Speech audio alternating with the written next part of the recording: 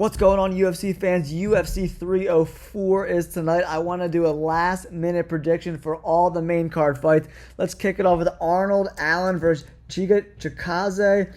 Chikadze is a lengthy fighter, 6 foot tall. Definitely going to have a little bit of a height and reach advantage, 4-inch reach advantage. 35 years of age, though. And he hasn't been too active, only 2 fights in the last 2 years. Arnold Allen has been a lot more active and has beat guys that have beat him, like Calvin Kattar, who he finished. I like Arnold Allen to win this fight, guys. His last 2 losses are against the top of the food chain at 145 pounds, and Movsar Evelev and Max Holloway. Those 2 fights were pretty close, in my opinion. I think Arnold Allen is just really good, and he's a young fighter who's getting better and better with each fight. I think there's going to be some ring rust with Giga Chikadze, who hasn't fought in about a year. I like Arnold Allen to push the pace and kind of break Giga Chikadze in this fight. I'm going Arnold Allen to win this fight by decision, 29-28. Then we move on to another really interesting fight between Christian Leroy Duncan and Gregory Rodriguez. Rodriguez is an absolute machine. He's got knockouts in 4 of his last 5 fights. Christian Leroy Duncan is no slouch either, 10-1 professional record. About the same height. Reach advantage is significant for Leroy Duncan, though, 79 inches. But we all know you got to absolutely murk Gregory Rodriguez to get him out of there. I think Gregory Rodriguez's experience is going to be a little bit too much for Leroy Duncan, in my opinion. This is a big step up in competition for him. I like Gregory Rodriguez by TKO. Then we move on to one of my favorite fights of the night. King Bobby Green versus Paddy Pimblett. I like Bobby Green in this fight. Paddy Pimblett keeps his hands really low, keeps that chin up and exposed, and Bobby Green keeps his hands low by his hips, and he comes with punches with really low angles, different angles. He's never fought a guy, Paddy Pimblett has, like Bobby King Green, and I think King Green's unorthodox striking style is going to be a little bit too much. Unless Paddy Pimblett can use his grappling to get a hold of Bobby Green. We saw what Islam Makhachev did to him. That's how Paddy Pimblett wins this fight, is by taking Bobby Green down, smothering him on the ground. But is he going to do that? Is he going to let his ego kind of take over and not fight a smart fight? He's done that before in fights. And if a guy like Jared Gordon can find Paddy Pimblett's chin on multiple times with those check left hooks, Bobby Green can definitely find that chin. I like Bobby King Green to win this fight.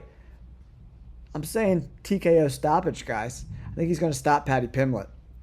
Then we move on to an amazing fight. Tom Aspinall versus Curtis Blaydes. We all know Curtis Blaydes is going to want to get close that distance, try to take Tom Aspinall down, but I don't even know if he's going to be successful doing that. And if he does get him down, Tom Aspinall has some of the best jiu-jitsu in all of the heavyweight division. His dad was a jiu-jitsu coach. Since like 12 years old, he's been training. He's really good on the ground, especially on his back. Does it even get there, in my opinion? I doubt it. And if guys like Derek Lewis can find Curtis Blaydes' chin, his stand-up has improved over his last few fights, but Tom Aspinall gets it done. I'm saying first round TKO stoppage for Tom Aspinall.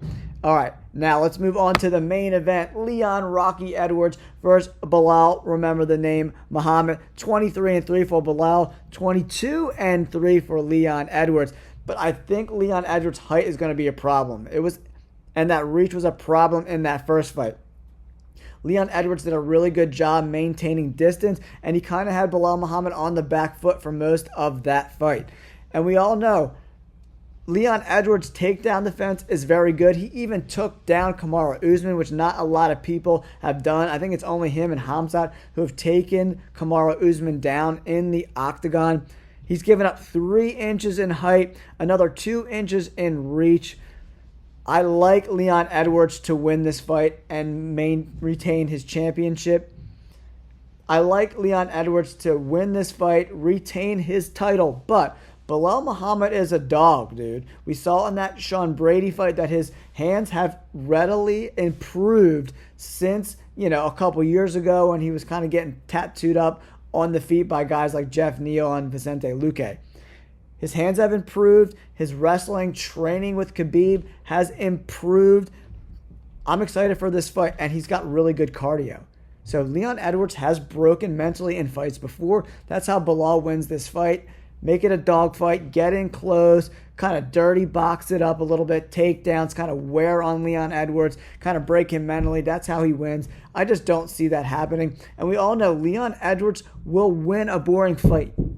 We all know Leon Edwards will win a boring fight. He's not afraid to point guys and just get a decision victory.